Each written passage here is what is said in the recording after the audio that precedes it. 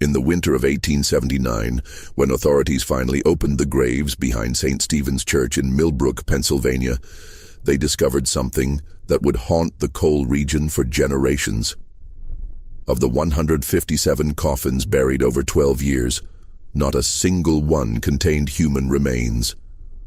Instead, each coffin held carefully arranged stones, weighted to match the supposed deceased, while church records showed insurance payouts totaling over $300,000, an astronomical sum for that era. What happened to those 157 souls who supposedly died peacefully in their beds? The truth would prove far more sinister than anyone could have imagined, revealing a web of deception that reached from the church pulpit to the darkest minds of Pennsylvania. Tonight, for the first time, we'll uncover the complete truth about Reverend Marcus Thompson and the conspiracy that turned a house of God into a marketplace for human lives. Before we continue with the story of Reverend Thompson and the mysterious graves of St. Stephen's Church, I want to ask you something. This channel isn't for everyone, only for those brave enough to face the darkest corners of American history. If you're ready to hear stories that others dare not tell, stories that will make you question what really happened in the shadows of our past, then subscribe to our channel and hit that notification bell. And I'm curious, from which state are you listening to this story? Leave a comment below telling us your location. Now let's discover what really happened in those Pennsylvania coal fields over a century ago. The truth about St. Stephen's Church begins in a place where desperation and faith collided in the most tragic way possible. Millbrook, Pennsylvania in 1867 was a town built on coal dust and broken dreams. Nestled in the Schuylkill County Valley, it housed nearly 3,000 souls, most of them Welsh and Irish immigrants who'd come seeking prosperity in America's booming coal industry. The town's heart beat to the rhythm of the mines, the pre-dawn whistle that called men to their darkness, the evening bell that welcomed them home, and too often the funeral bells that marked another life claimed by cave-ins, explosions, or the black lung that slowly strangled miners from within. St. Stephen's Episcopal Church stood on Elm Street, its modest brick facade and simple wooden steeple a stark contrast to the elaborate Catholic cathedral across town. The church served the Protestant community, primarily English and German families who'd arrived in earlier waves of immigration. Unlike their Catholic neighbors, the Protestant miners often lacked the strong community networks that helped families survive tragedy.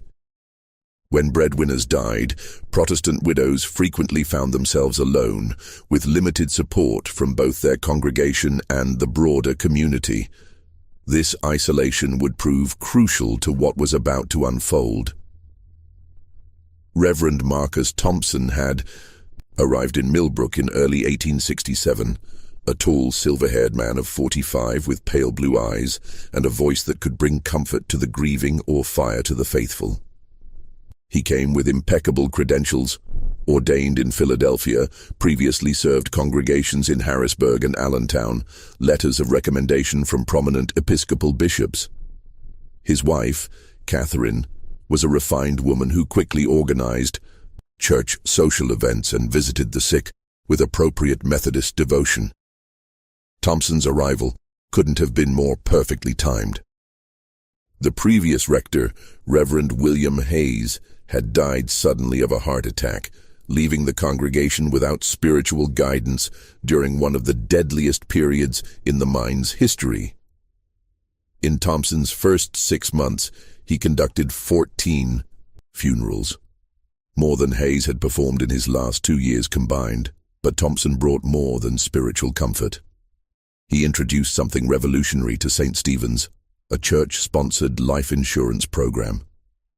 "My dear brothers and sisters," Thompson announced from the pulpit on a crisp October Sunday in 1867, his voice carrying the authority of divine mission, "I have seen too much suffering in our community.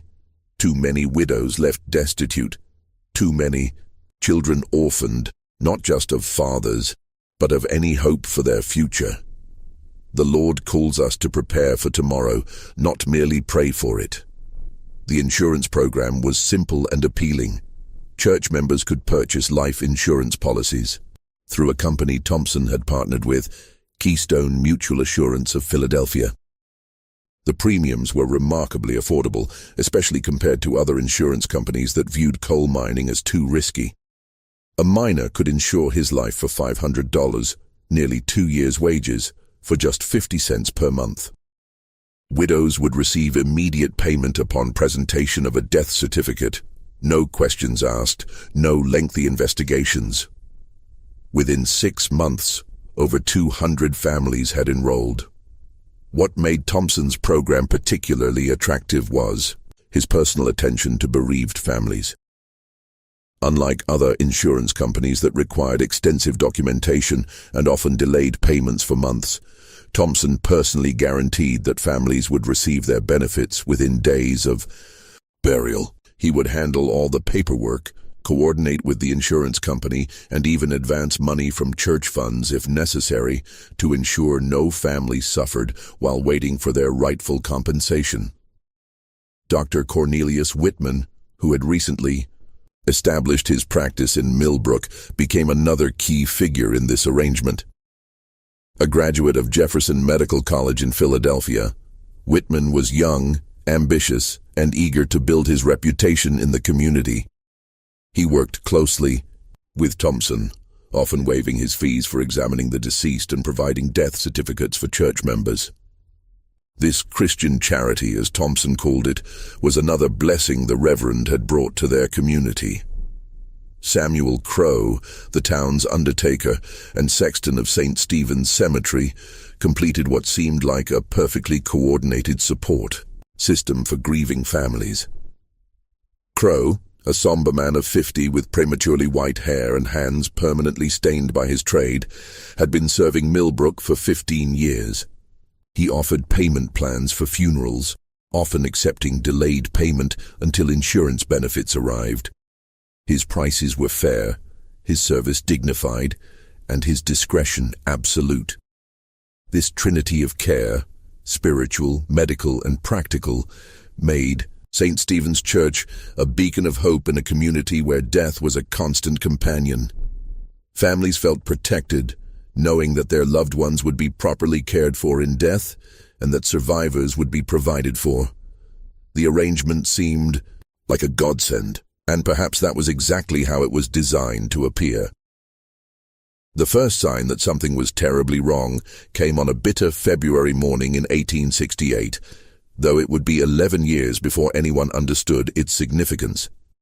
Thomas McKenna had been walking to his shift at the Millbrook mine when he spotted a familiar figure trudging along the railroad tracks that led out of town.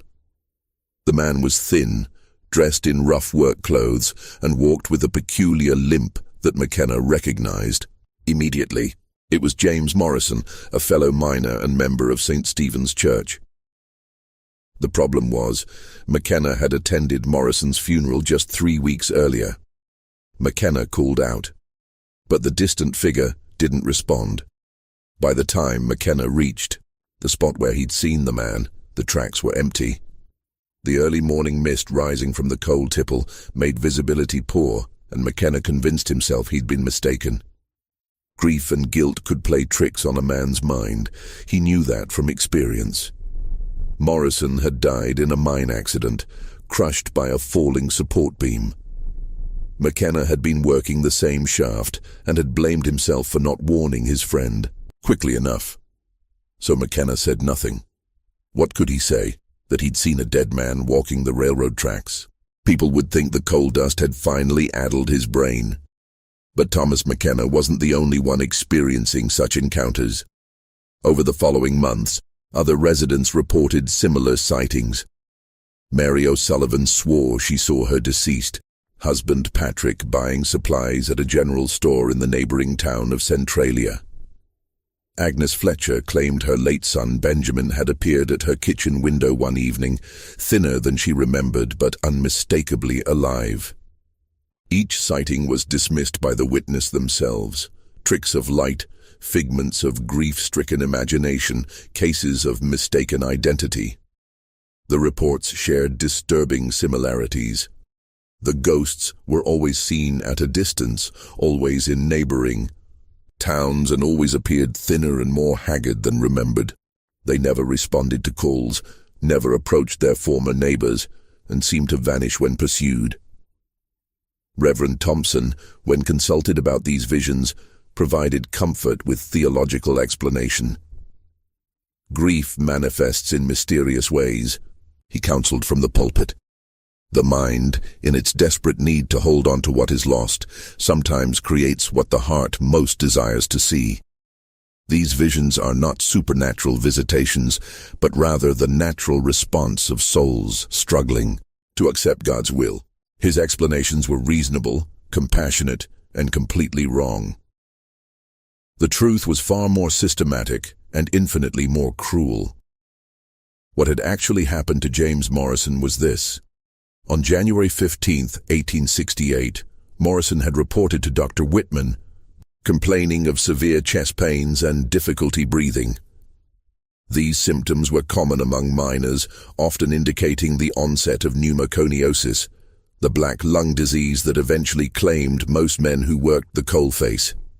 Whitman examined Morrison thoroughly, then delivered devastating news. Morrison was dying. The disease had progressed too far for treatment. He had perhaps weeks to live, certainly no more than months. Morrison was a 34-year-old man with a wife and 3 young children. His life insurance policy through Thompson's program would provide $500, barely enough to cover his medical care, let alone support his family after his death. In his desperation, Morrison made a decision that would condemn him to a fate worse than the disease ravaging his lungs. Dr. Whitman had presented him with an alternative. "There is another way," Whitman had said quietly, after ensuring his office door was locked. "A way your family could receive the insurance money immediately, while you address your situation through other means." The proposal was elegantly simple and utterly damning. Morrison would be declared dead of acute heart failure, a common enough cause among miners that no one would question it. His body would be prepared for burial by Crow, his funeral would be conducted by Thompson, and his family would receive their insurance payout within days. Morrison himself would be transported to work in the deep mines of western Pennsylvania, where labor was desperately needed and questions weren't asked. He could work until his disease claimed him naturally, knowing his family was provided for.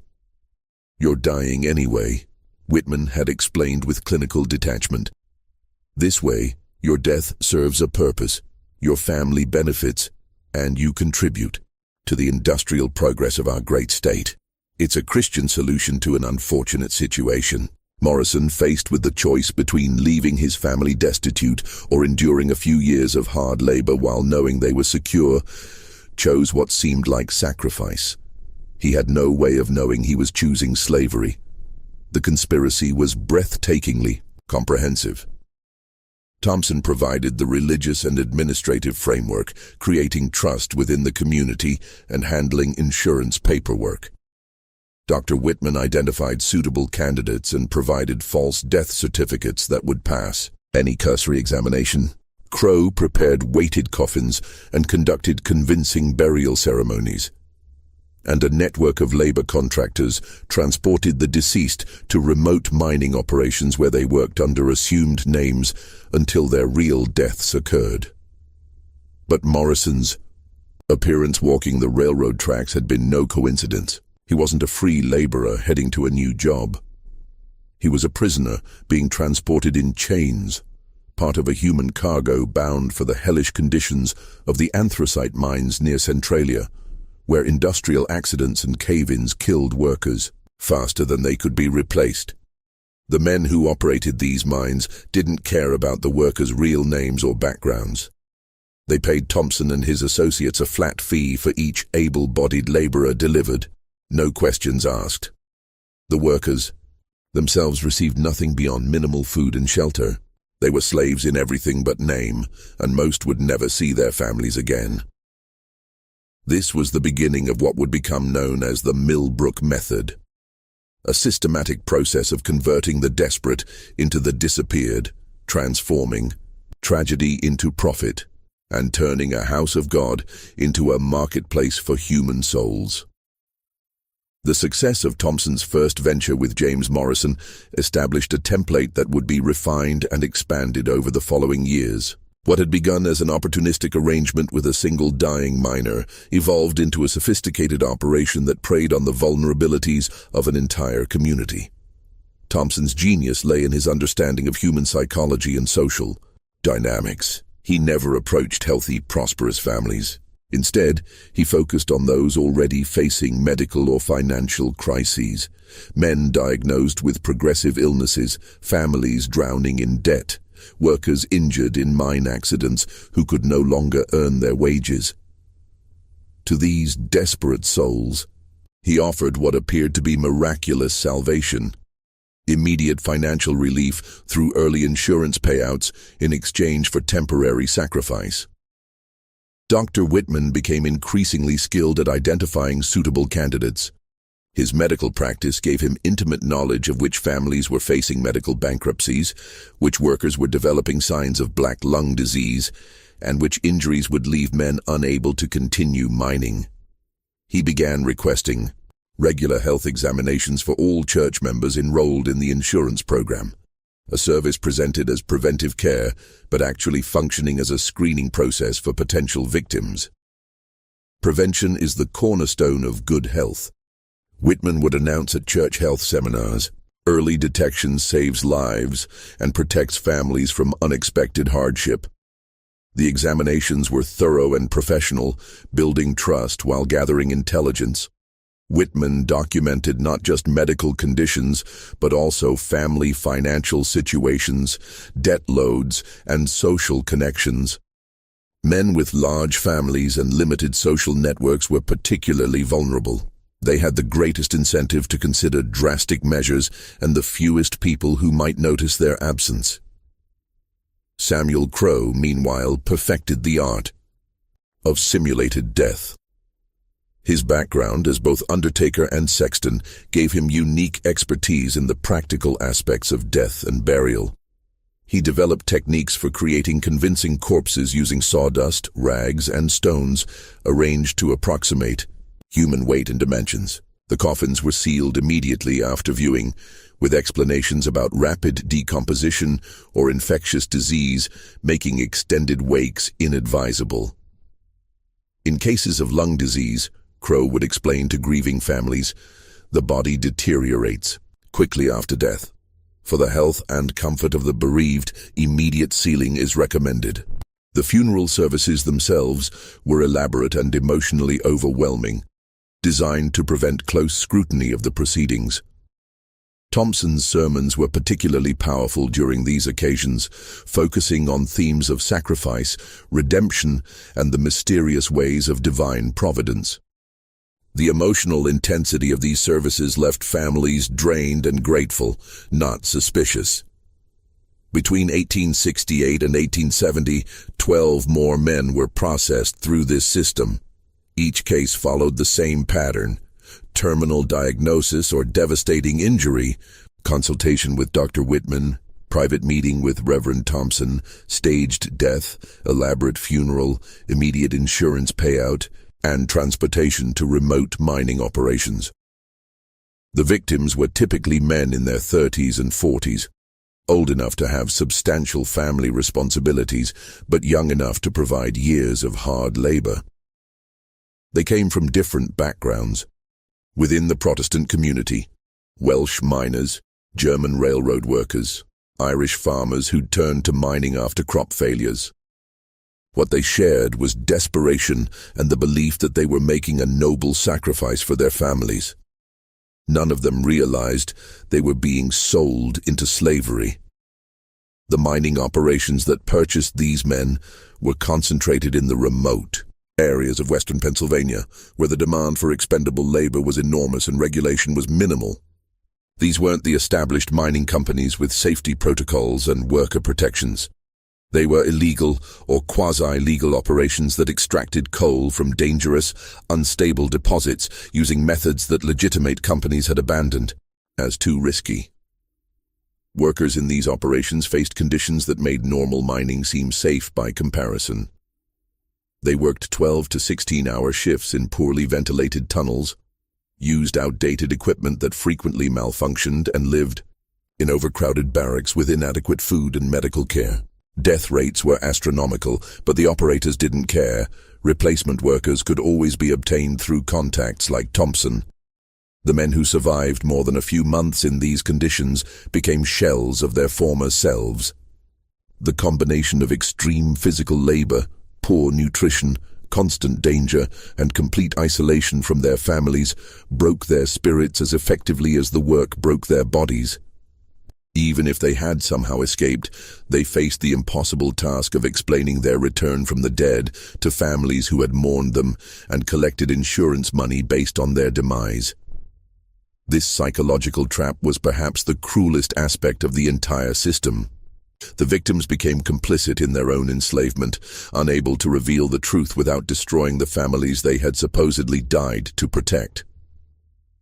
By 1870, Thompson's operation had generated over $6,500 in insurance payouts, a fortune by contemporary standards. More importantly, it had established him as one of the most trusted and beloved figures in Millbrook. His church membership had grown dramatically, drawn by his practical approach to family security and his genuine apparent concern for his congregation's welfare. The Keystone Mutual Assurance Company, far from being suspicious of the high death rate among St. Stephen's policyholders, was actually pleased with the arrangement. Thompson's prompt submission of documentation and the lack of disputed claims made Millbrook one of their most profitable markets. They even began recommending Thompson's methods to other agents as an example of effective customer service. But the system's very success would ultimately lead to its expansion and its eventual exposure. Thompson had created something too profitable to remain small, too successful to avoid attracting attention, and too dependent on human misery to continue indefinitely without consequences. The shadows of the past were about to give way to the darkest chapter of the conspiracy, as Thompson prepared to scale his operation to levels that would ultimately doom it. What had begun with one desperate miner would soon encompass entire families, and the Methodist approach of individual salvation would evolve into something resembling wholesale slaughter. The question that would haunt investigators for decades was not whether Thompson and his associates were criminals. That would become undeniably clear. The question was whether they had convinced themselves they were doing God's work, or whether they had simply discovered that evil, when dressed in religious clothing and presented with compassionate rhetoric, could flourish in plain sight within a community desperate enough to believe in miracles. The transformation of Thompson's operation from opportunistic crime to systematic atrocity began in the spring of 1871, when he received an unexpected visitor that would change everything. Colonel Harrison Blackwood arrived in Millbrook on a Thursday morning, stepping off the Pennsylvania Railroad wearing an expensive suit and carrying leather satchels that suggested serious business. Blackwood was a veteran of the Civil War who had transitioned into industrial ventures, specifically the operation of mining concerns in the most remote and dangerous locations throughout Pennsylvania, West Virginia, and Ohio. What Blackwood offered Thompson was a dramatically expanded market for his unique services. Reverend Thompson, Blackwood explained during their private meeting in the church office, I represent a consortium of mining operations that have been impressed by your innovative approach to labor acquisition. We have immediate need for 500 able-bodied workers, and we're prepared to pay premium rates for rapid delivery. The math was staggering. At $75 per worker, triple Thompson's previous rate, this single contract would generate $37,500, more than most ministers earned in a lifetime. But Blackwood's proposal went far beyond simple expansion of existing methods. We're not just interested in the dying and desperate, Blackwood continued. We need healthy workers who can contribute for years, not months. We're prepared to offer family packages, situations where entire households can benefit from relocation with generous compensation for wives and children. Thompson understood immediately what Blackwood was suggesting. Instead of targeting only terminal cases, they would begin recruiting healthy workers under false pretenses, promising profitable employment in distant locations while actually delivering them into slavery. Families would receive insurance payouts for accidental deaths that never occurred, while the workers themselves disappeared into the industrial hell of illegal mining operations. Dr. Whitman was initially reluctant to participate in this expansion. Falsifying death certificates for legitimately ill patients was one thing. Those men were likely to die anyway, and their families did benefit from early insurance payments. But deliberately targeting healthy workers crossed a line that made him deeply uncomfortable. Marcus, Whitman confided during one of their private consultations, what we've been doing serves a purpose. We've helped families in desperate situations, provided for widows and orphans who would otherwise face destitution. But this is something else entirely. Thompson's response revealed the complete moral transformation that had occurred over the previous 4 years. Cornelius, you're thinking too narrowly, Thompson replied, his voice carrying the same pastoral authority he used in sermons. These men will work productively for years, contributing to the industrial strength of our nation while providing security for their families. Instead of wasting away in these played-out mines, watching their lungs slowly fill with coal dust, they'll be building America's future in new territories. It's not cruelty. It's opportunity. The reverend had become expert at reframing slavery as salvation, presenting the complete destruction of families as family protection. His ability to justify the unjustifiable through religious rhetoric had evolved into something approaching genuine delusion, or perhaps something far worse than delusion. Samuel Crow required no convincing. The undertaker had profited substantially from the conspiracy and had developed a taste for the work that went beyond mere financial motivation. He began suggesting refinements to their methods, ways to make the process more efficient and less likely to attract attention. We need to vary our approach, Crow recommended. Too many deaths from the same causes might eventually draw questions. I can arrange mining accidents, house fires, even drownings. Each method requires different preparation, but the results are equally effective. The first family to be processed under the expanded system was the Hendersons, Robert, his wife Sarah, and their 2 teenage sons, Michael and James. Robert was a skilled carpenter who had been struggling to find steady work as mine construction slowed. When Thompson approached him with an offer of lucrative employment building mining infrastructure in Colorado, with immediate advance payment to help the family prepare for relocation, Robert saw it as an answer to prayer. The arrangement seemed generous and legitimate. Robert would travel ahead to establish housing and employment, while Sarah and the boys followed a few months later.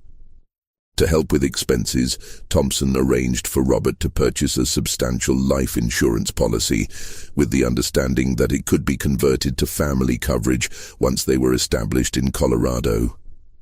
What actually happened was that Robert was declared dead in a mining accident 2 weeks after his supposed departure. Sarah received a $1,000 insurance payout and a detailed account of her husband's tragic death in a tunnel collapse. She was told that his body had been too badly damaged for return to Pennsylvania, but that he had been given a proper Christian burial by local authorities. 3 months later, Sarah and her sons were approached with a similar offer. Thompson explained that Robert had made arrangements before his death for his family to join him in Colorado, working with associates who would honor his wishes. The insurance money would cover their travel expenses, and profitable employment awaited them at their destination. Sarah, grieving and trusting the minister who had provided such comfort during her loss, agreed to the arrangement. She and her sons were given train tickets to what they believed was Colorado, but were actually transported to mining operations in remote areas of West Virginia, where they joined Robert in conditions that resembled nothing so much as a prison camp. The Henderson case established the template for what would become known as family processing, a method that eliminated potential witnesses while maximizing both insurance profits and labor yields. Between 1871 and 1875, Thompson processed 43 complete families through this system, generating over $85,000 in insurance payments while delivering nearly 200 workers to Blackwood's consortium. But this expansion brought new risks and complications. Unlike the original victims, who were already facing death or disability, the family processing system created victims who were healthy, connected to the community, and likely to be missed. Thompson needed new methods to explain their disappearances and prevent investigation. His solution was brilliant in its simplicity and horrifying in its implications. He began spreading stories of religious revival movements in the Western Territories, communities of faithful Christians who were establishing new settlements based on biblical principles. Families who joined these movements necessarily severed ties with their previous communities, dedicating themselves completely to their new spiritual calling. "The Lord is calling His people to new lands," Thompson announced from his pulpit, just as He called Abraham from Ur, Moses from Egypt, the disciples from their nets. "Some among us have heard this calling and chosen to answer, to sacrifice the comfort of familiar surroundings for the greater glory of establishing God's kingdom in the wilderness." This religious framework provided perfect cover for family disappearances. When the Hendersons and other families vanished, community members assumed they had joined religious settlements and chosen to cut contact with their previous lives. It was unusual, but not unprecedented. Religious enthusiasm often led to dramatic lifestyle changes, and the idea of Christian communities in frontier territories was entirely plausible.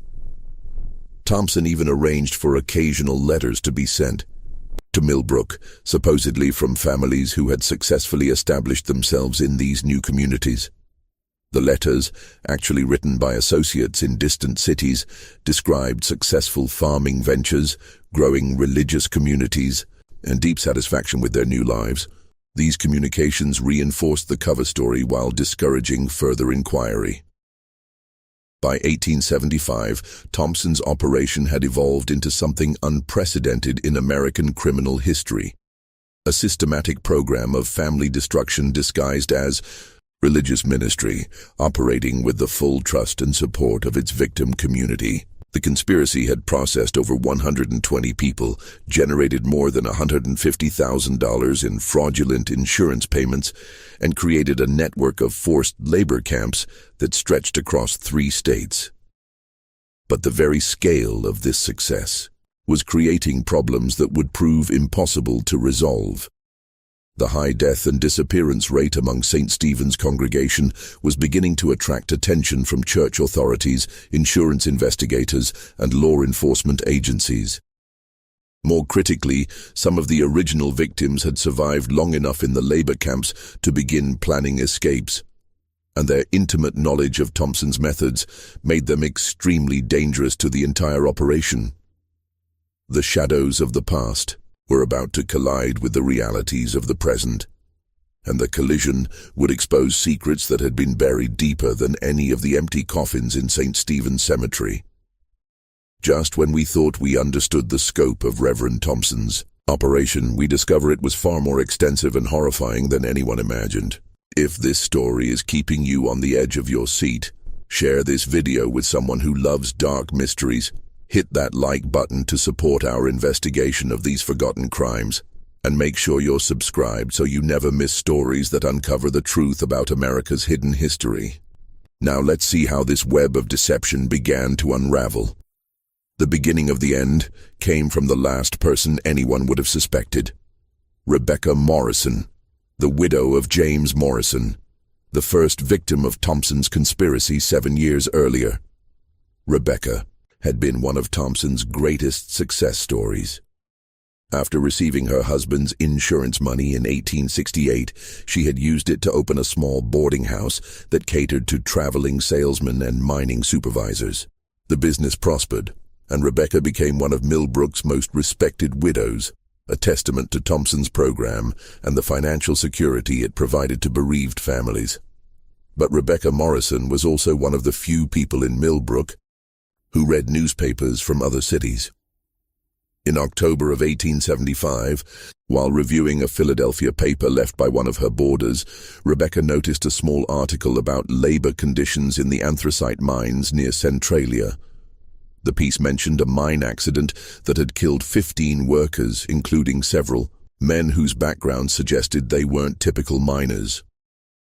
What caught Rebecca's attention was one name mentioned in the casualty list: James Morrison, age 38, originally from the Schuylkill region. The age was wrong. Her James would have been 41 by 1875, but the name and regional origin created an impossible coincidence. How could there be another James Morrison from the same area working in the same industry who had died in a mine accident? Rebecca began collecting newspapers from other cities, searching for any mention of mining accidents, labor disputes, or unusual deaths. What she discovered over the following months created a pattern that chilled her to the bone. Names kept appearing. Not just variations or coincidences, but exact matches. Thomas McKenna, who had supposedly died of black lung in 1869, Patrick O'Sullivan, officially deceased from a mining accident in 1870, Benjamin Fletcher, heart attack victim in 1871. The newspaper accounts described them as active workers who had died in various industrial accidents between 1872 and 1875, years after their official deaths and elaborate funerals in Millbrook.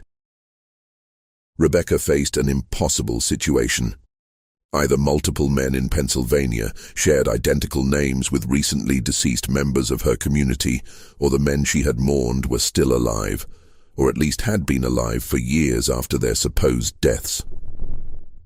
Her first instinct was to approach Reverend Thompson with her discoveries, seeking his guidance and comfort in understanding what seemed like impossible coincidences.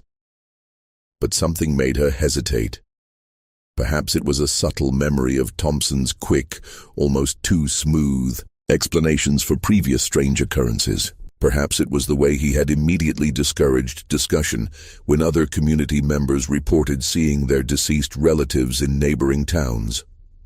Instead, Rebecca decided to conduct her own investigation.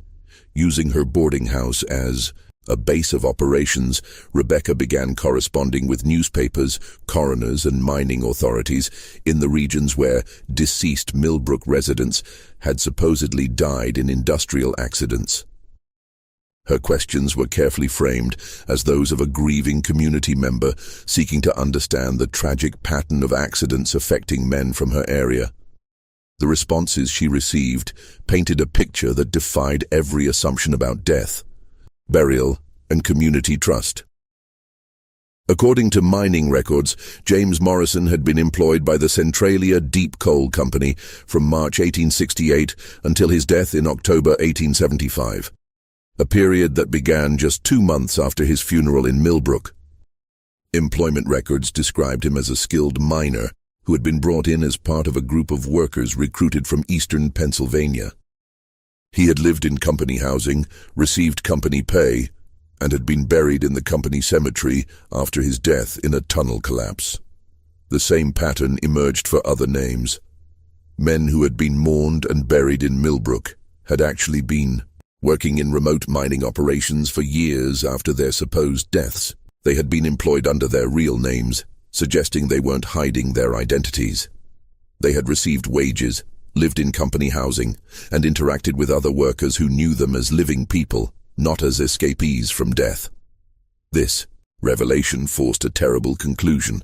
Either the entire concept of death had somehow become unreliable, or the men buried in St. Stephen's Cemetery weren't actually buried there at all. Rebecca made a decision that would ultimately expose the entire conspiracy. On a cold November night in 1875, she recruited her brother-in-law, Daniel Walsh, and two trusted neighbors to help her investigate one of the graves.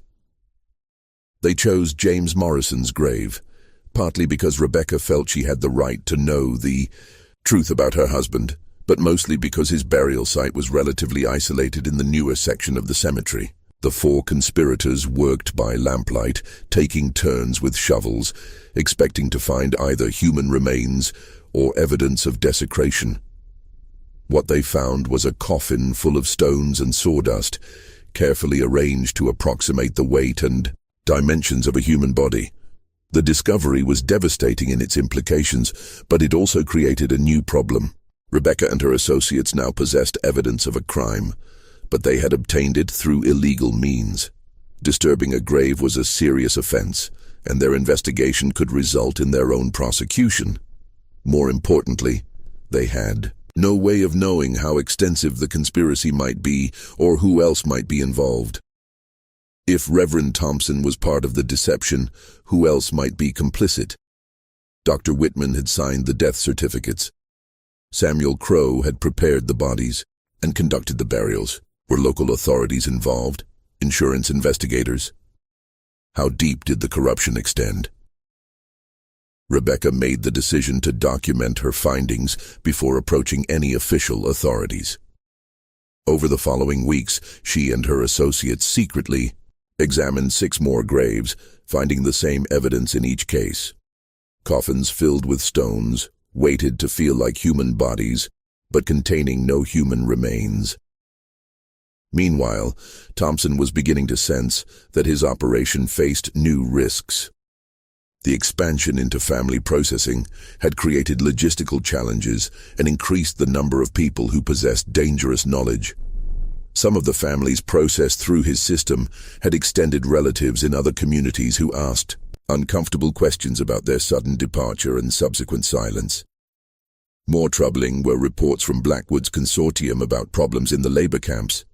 Several original victims had survived longer than expected and were beginning to organize resistance among the workers. Some escape attempts had been successful, and escaped workers possessed intimate knowledge of Thompson's recruitment methods and the false deaths that had enabled their enslavement. Thompson began making preparations for what he privately called operational conclusion, the systematic elimination of evidence and witnesses that would allow him to relocate and establish similar operations in other communities. This preparation included plans for dealing with potentially problematic community members who might have discovered too much about his activities. Rebecca Morrison had no way of knowing that her investigation had attracted Thompson's attention, or that her name had been added to a list of people who posed unacceptable risks to the conspiracy's continued operation. The stage was set for a confrontation that would determine whether the truth about St. Stephen's Church would be exposed or buried forever along with its witnesses. Rebecca held evidence that could destroy Thompson's operation, but Thompson held power over an entire community and resources that could easily eliminate a troublesome widow.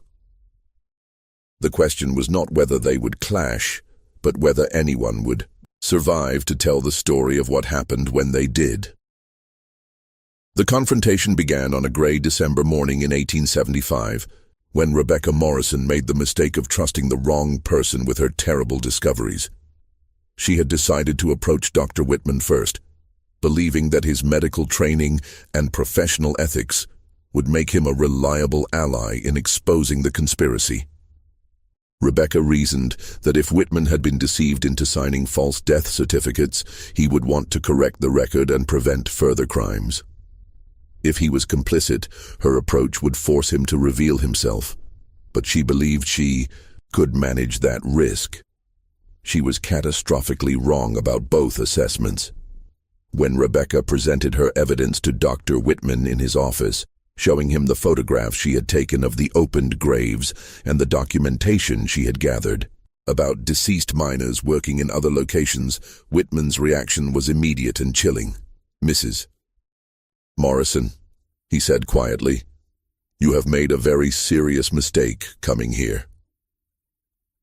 Within hours, Rebecca found herself confronting not just Dr. Whitman's betrayal, but the full extent of the conspiracy that had been operating around her for 7 years. Thompson arrived at Whitman's office accompanied by Samuel Crowe and 2 men Rebecca didn't recognize, rough-looking individuals who clearly weren't from Millbrook. "Rebecca," Thompson said, his pastoral voice carrying none of its usual warmth. "You've discovered something that puts not just you but your entire community at risk. The work we've been doing here serves a greater purpose than you understand. The men you think we've wronged have contributed to industrial progress that benefits the entire nation. The families who received insurance payments have been saved from destitution. What seems like deception to you is actually a form of divine providence working through human agency." Thompson's attempt to justify the conspiracy through religious rhetoric revealed the complete moral corruption that had transformed him from minister to monster. But Rebecca Morrison was no longer the grieving widow who had accepted his comfort 7 years earlier. She had become something far more dangerous to the conspiracy, an informed and determined adversary. "You're not serving God," Rebecca replied, her voice steady despite her fear. "You're serving yourself. You've turned our church into a slaughterhouse, our community into a hunting ground, and our faith into a marketplace for human souls. James is dead now. Really dead. And so are all the others.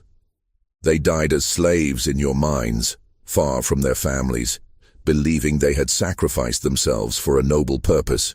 You've committed murder, Reverend Thompson. Mass murder, disguised as ministry." The accusation hit its target with devastating accuracy. Thompson's carefully constructed theological justifications crumbled under the weight of simple truth. For a moment, the mask of pastoral concern slipped completely, revealing something cold and calculating beneath. "What you call murder, Mrs. Morrison, has provided security for dozens of families and productive labor for expanding industries. These men would have died anyway, in our played-out minds, from black lung disease, from industrial accidents. We simply redirected their deaths to serve a useful purpose." Dr. Whitman stepped forward, his medical bag in hand. "Rebecca, you're clearly distraught. The evidence you think you found can be explained through rational means. Grave robbing is a serious crime, and the stress of conducting such activities has obviously affected your mental state. I'm going to give you something to help you rest, and then we can discuss how to address this situation properly." But Rebecca had anticipated this possibility.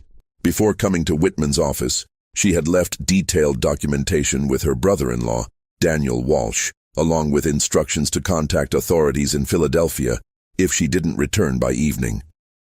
She had also sent copies of her evidence to the Philadelphia Inquirer and the Pennsylvania State Police, though she hadn't mentioned this precaution to anyone in Millbrook. "Dr. Whitman," Rebecca said, backing toward the office door, "if you approach me with that bag, you'll be committing assault in front of witnesses. And gentlemen, if anything happens to me today, detailed evidence of your conspiracy will be in the hands of state authorities by tomorrow morning." The revelation that Rebecca had taken precautions beyond their immediate control changed the dynamic completely. Thompson and his associates faced a choice between immediate violence that would certainly expose them and allowing Rebecca to leave with knowledge that might expose them eventually. Thompson chose a middle path that would prove to be his final mistake. "Mrs. Morrison," he said, "you're acting on incomplete information. Yes, we have been creative in our methods of helping families in crisis. But you don't understand the full scope of what we've accomplished. Would you be willing to see the complete picture before making final judgments? Would you visit one of our operations, speak with the men you think are victims, see for yourself how they live and work?" It was a trap, of course. Thompson was offering Rebecca the chance to visit one of Blackwood's mining operations, where she would, accidentally, suffer a fatal accident that would eliminate her as a threat while providing a plausible explanation for her death. But Rebecca had spent months studying Thompson's methods, and she recognized the pattern. "I'll consider your offer," she replied carefully, "but only if you agree to my conditions.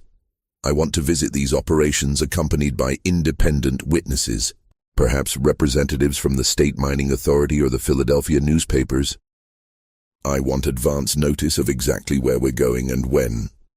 And I want guarantees about communication with outside authorities during the visit." These conditions made Thompson's trap impossible to execute, but they also revealed that Rebecca understood exactly what he had been proposing. The pretense of peaceful resolution evaporated, leaving only the stark reality of what would happen next.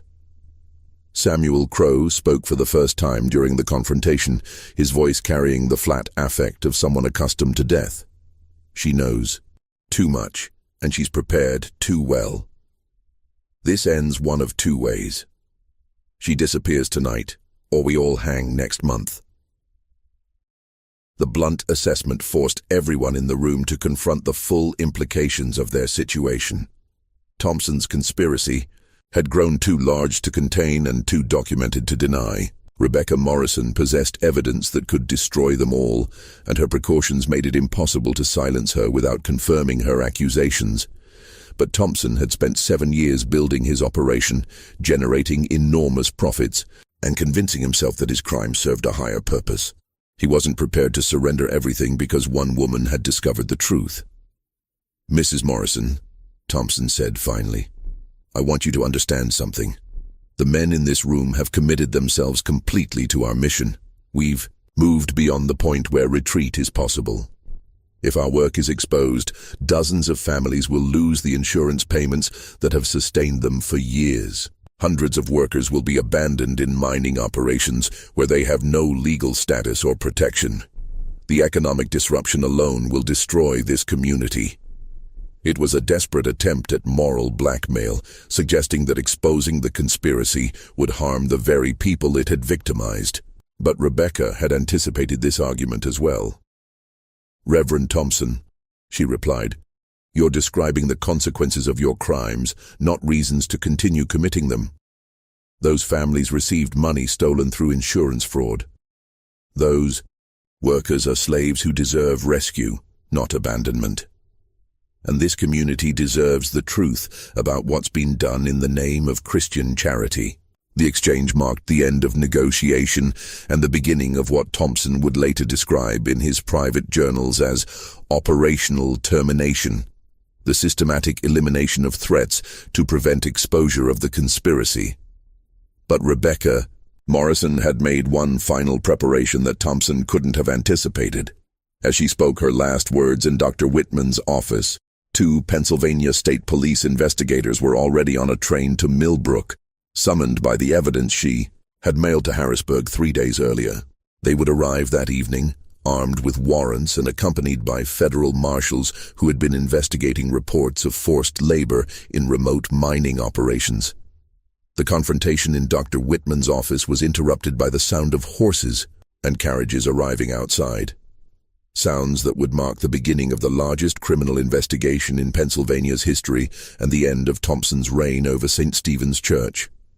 What happened next would expose not just the scope of Thompson's conspiracy, but the horrifying conditions in the labor camps where his victims had been imprisoned, and the network of corruption that had allowed such systematic evil to flourish under the protection of religious authority. The arrest of Reverend Marcus Thompson, Dr. Cornelius Whitman, and Samuel Crowe on December 15, 1875, marked the beginning of an investigation that would ultimately expose the largest human trafficking operation in American history to that date. Pennsylvania State Police Captain William McReady, who led the initial investigation, would later write in his official report, "In 23 years of law enforcement, I have never encountered crimes of such scope and systematic cruelty. The conspiracy operated with the efficiency of a business enterprise and the moral authority of religious ministry, creating a perfect storm of exploitation that claimed at least 157 documented victims. The investigation revealed details that shocked even experienced law enforcement officials. Thompson's private journals, discovered in a hidden compartment of his church office, contained meticulous records of every victim processed through his system.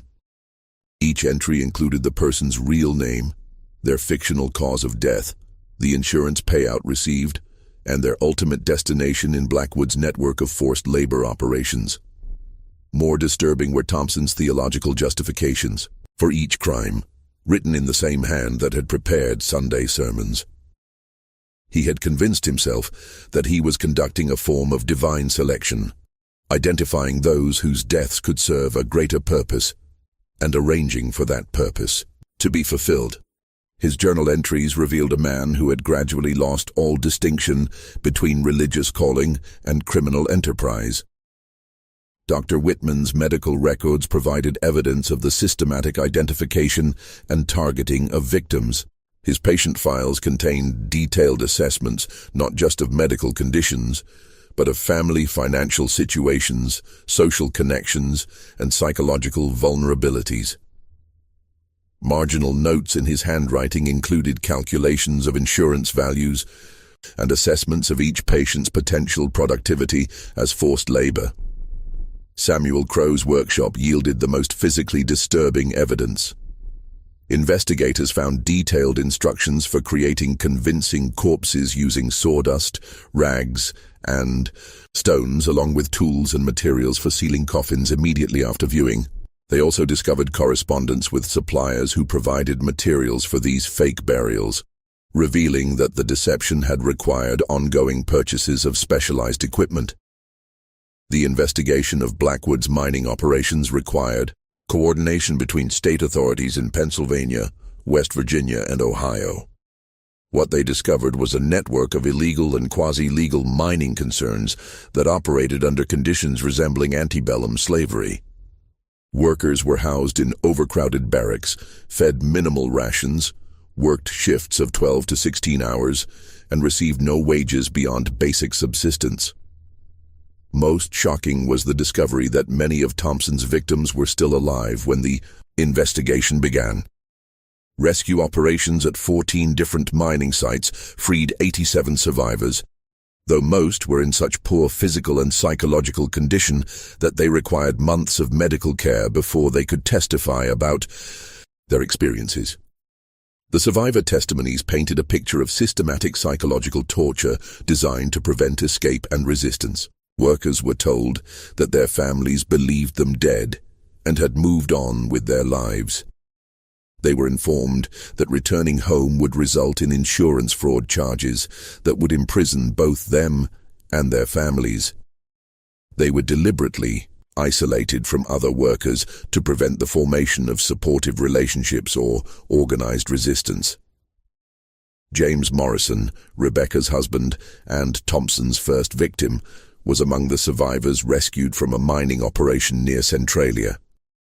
He had been working in forced labor for 7 years and 11 months when investigators found him.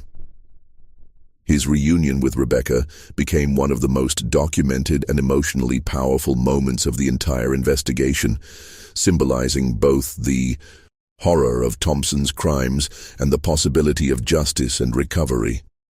The legal proceedings that followed were unprecedented in their scope and complexity. Thompson, Whitman, Crow, and 37 associates were charged with crimes ranging from insurance fraud and kidnapping to involuntary servitude and conspiracy to commit murder. The trials required testimony from over 200 witnesses and the examination of thousands of documents spanning nearly a decade. Thompson's defense team attempted to argue that their client had genuinely believed he was helping families in crisis, and that the conditions in the mining operations were beyond his control or knowledge. This strategy collapsed when prosecutors presented Thompson's private journals, which clearly documented his awareness of the true conditions and his active participation in maintaining them. The most damning evidence came from Thompson's own words, written in his journal after visiting one of the mining operations in 1874. "The Lord works in mysterious ways, transforming what appears to be suffering into divine purpose. These men sacrifice their earthly comfort so that their families may prosper and industry may advance. Their temporary hardship serves eternal purposes that they cannot comprehend but must trust in faith." Dr. Whitman attempted to claim that he had been deceived by Thompson and had believed he was participating in a legitimate insurance program. This defense was undermined by evidence showing that he had personally visited mining operations, examined working conditions, and recommended changes to improve worker productivity rather than worker welfare.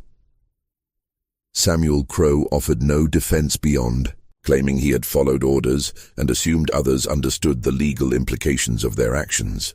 His cooperation with prosecutors, including detailed explanations of his methods for creating fake corpses and staging convincing funerals, secured him a reduced sentence, but also provided some of the most disturbing testimony in the entire proceedings. The trials concluded in October of 1876 with convictions on virtually all charges. Thompson was sentenced to life imprisonment at Eastern State Penitentiary, where he died in 1891, still maintaining in his final letters that he had been conducting God's work through unconventional means. Whitman received 25 years and served 18 before his death from consumption in 1894. Crowe was sentenced to 15 years and was released in 1889, after which he disappeared from historical records. The investigation's impact extended far beyond the prosecution of individual criminals. It led to significant reforms in insurance regulation, including requirements for independent verification of deaths and mandatory waiting periods before benefit payments. It also resulted in new federal legislation regarding working conditions in mining operations and the prosecution of forced labor arrangements. For the community of Millbrook, the revelation of Thompson's conspiracy created trauma that lasted for generations. Families who had mourned loved ones discovered that their grief had been manipulated for profit. Community members who had trusted Thompson's guidance realized they had been living under the authority of a criminal enterprise disguised as religious ministry. The psychological impact was particularly severe for families who had received insurance payments based on false deaths. Many felt compelled to return money they had spent on homes, businesses, and children's education, even though they had been victims rather than participants in the fraud.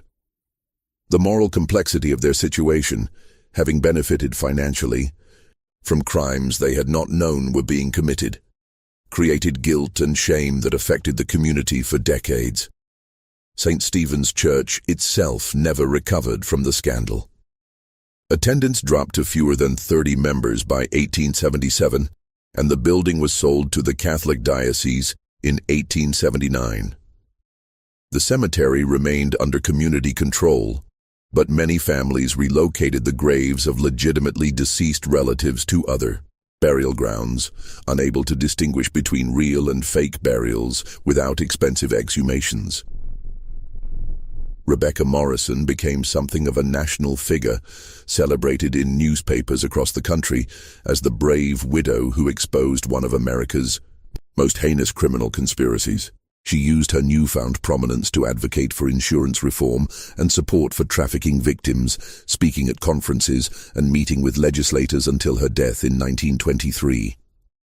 The empty coffins of St. Stephen's Church became a symbol of how evil could flourish under the protection of religious authority and community trust. The case study was used in law enforcement training for decades, demonstrating how criminals could exploit social institutions and human vulnerabilities to conduct systematic atrocities in plain sight. Perhaps most disturbing was the realization that Thompson's operation had been entirely preventable. Multiple people had reported seeing deceased individuals in neighboring communities, but these reports had been dismissed as grief-induced hallucinations rather than investigated as potential evidence of crime. The authority granted to religious figures and medical professionals had created an environment where their word was rarely questioned, even when evidence suggested serious problems. The final tally of Thompson's conspiracy was staggering: 157 documented victims, $847,000 in fraudulent insurance payments, equivalent to over $20 million today, and a network of forced labor operations that had enslaved hundreds of workers across multiple states. The human cost was incalculable, families destroyed, communities traumatized, and faith in religious authority permanently damaged. But perhaps the most chilling aspect of the entire case was Thompson's final statement before sentencing, delivered without apparent remorse or recognition of his crime's true nature. "I have served God's purpose in ways that others cannot understand. The men who worked in those mines contributed to America's industrial progress. The families who received insurance payments were saved from destitution. The efficiency of our methods allowed us to help more people than traditional charity could ever reach. History will vindicate the necessity of what we accomplished." This statement revealed that Thompson had never truly understood the evil of his actions. He had created a theological framework that transformed slavery into salvation, murder into ministry, and systematic exploitation into divine service. His ability to maintain these delusions, even after exposure and conviction, demonstrated the dangerous power of ideological justification to corrupt moral reasoning. The story of St. Stephen's Church and its empty coffins serves as a permanent reminder that the greatest evils often wear the mask of greatest good, that authority without accountability breeds corruption, and that the price of community trust must never be the abandonment of individual vigilance. Rebecca Morrison's courage in investigating the impossible and confronting the unthinkable prevented Thompson's conspiracy from claiming additional victims and ensured that the truth, however horrible, would not remain buried with its evidence. This mystery shows us that evil can flourish in the most unexpected places, protected by the very institutions meant to safeguard human dignity and spiritual welfare. What do you think of this story? Do you believe that communities today are better protected against such systematic deception? Or could similar conspiracies still operate under the cover of religious or charitable authority? Leave your thoughts in the comments below. If you found this investigation compelling and want to hear more stories about America's hidden criminal history, subscribe to our channel, hit that notification bell, and share this video with someone who appreciates the importance of uncovering buried truths. Until next time, remember that the most important stories are often the ones that powerful people hoped would never be told.